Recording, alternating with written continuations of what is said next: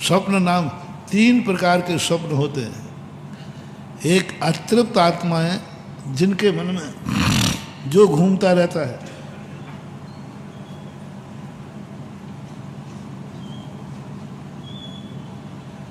दिन भर तुमने किसी को मारने पीटने का भाव किया दिन भर, तो आप देखना रात में उसको निपटा के आ जाओगे।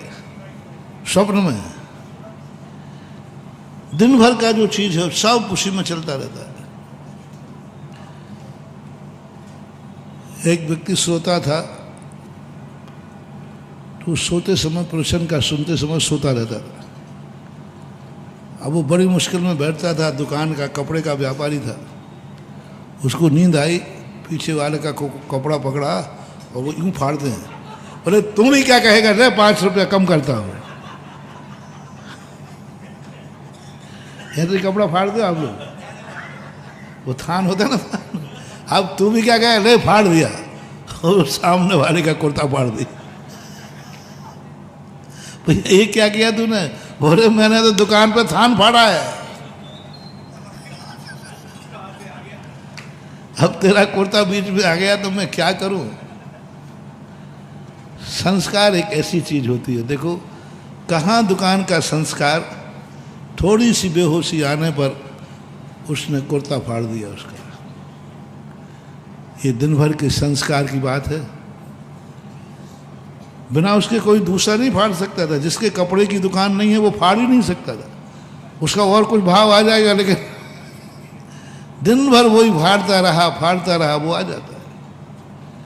90% जो स्वप्न होते हैं वे दिन भर के अतृप्त भावनाओं से होते हैं। जो करना चाहता है नहीं कर पाता, स्वप्न में आ जाता है। कुछ 5% ऐसे होते हैं जो बीमारी हाली से आते हैं।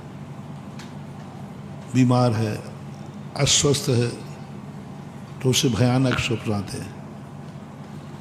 5% स्वप्न ऐसे होते हैं जो 5 में भी 3% स्वप्न ऐसे मानो जो संस्कार से आते हैं। अतृप्त में चलेगा 90%।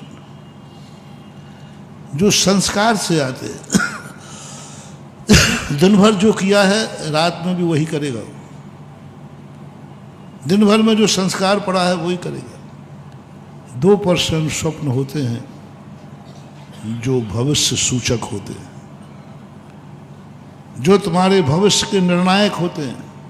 जैसे माता के 16 स्वप्न, चक्रवर्ती के 16 स्वप्न, भद्रबाहु का स्वप्न। बहुत सारे लोगों के लिए स्वप्न आता है जो भविष्य का संकेत देते हैं, कल अच्छा बुरा कैसा होने वाला है। उसके लिए 2% स्वप्न होते हैं, वे सही होते हैं। जो संस्कार से नहीं, अतृप्त से नहीं, बीमारी से नहीं, महान आत्माओं को स्वप्न आते नहीं हैं, क्योंकि वे अतृप्त होकर नहीं सोते। जिनको स्वप्न आ रहे हैं उनके 4 रूप जानना। या तो वह कुछ अतृप्त होकर सोया है, जो करना चाहता था नहीं कर पाया। और साधु संतों को ऐसे स्वप्न नहीं आते, जो सच्चे साधु संत होते हैं, क्योंकि वो अतृप्त होकर सोते ही नहीं हैं। वे तो सदा मैं हूँ अपने में स्वयं पूर्ण, पर की मुझ में कुछ गंध नहीं। मैं अरश अरूपी अस्पर्शी, पर से मेरा संबंध नहीं। वो प्रति क्षण तृप्त हैं, पूर्ण हैं। प्रति क्षण उनका एक एक क्षण अपने आप में पूर्णता में गुजरता है। ना अतीत की कोई उपेक्षा है, ना अनागत की अपेक्षा। कुछ नहीं, कोई है ही नहीं, विकल्प ही नहीं। क्या मैं नहीं कर पाया, ये साधु के मन में भाव नहीं आना चाहिए। कल मैं क्या नहीं कर पाया, ये भाव नहीं आना चाहिए, आता भी नहीं। ये और कर लेता, ये और कर लेता, कल ये मौका था, ये और कर लेता, नहीं आता। जो कर लिया हो गया, नहीं हुआ तो नहीं हुआ। अतीत की कष्टता में आप लोगों को ये आता है। आप लोग देखना, जो नहीं कर पाए आपको यार बहुत पछतावा हो रहा। बोले क्यों? ये नहीं कर पाया। बोले यार पछतावा हो रहा है, वो मटर मिल रहा था मैं नहीं बोली लगा पाया। भाव बढ़ जाए तो, भाव बढ़ जाए तो आपको पश्चाताप बहुत आता है। अरे भाई मेरे सामने ही था, देखो मेरी बुद्धि मारी गई, मैं नहीं कर पाया। ऐसे आप लोगों के भाव आते हैं कि नहीं? बहुत सा 24 घंटे में आते। 24 घंटे ग्रस्त को यही करता रहता है, ये नहीं कर पा रहे। भाई नहीं कर पाया वो तो खत्म हो गया। साधु सबसे बड़ा अतीत को जीतता है। साधु की, सज्जन पुरुष की सबसे बड़ी विशेषता है, सम्यक दर्शन की सबसे बड़ी विशेषता है, वो अतीत को भूलता है। जो नहीं कर पाया वो कहता है नहीं कर पाया, वो समय निकल गया, उसको स्मरण करने से क्या होता है? अतीत को।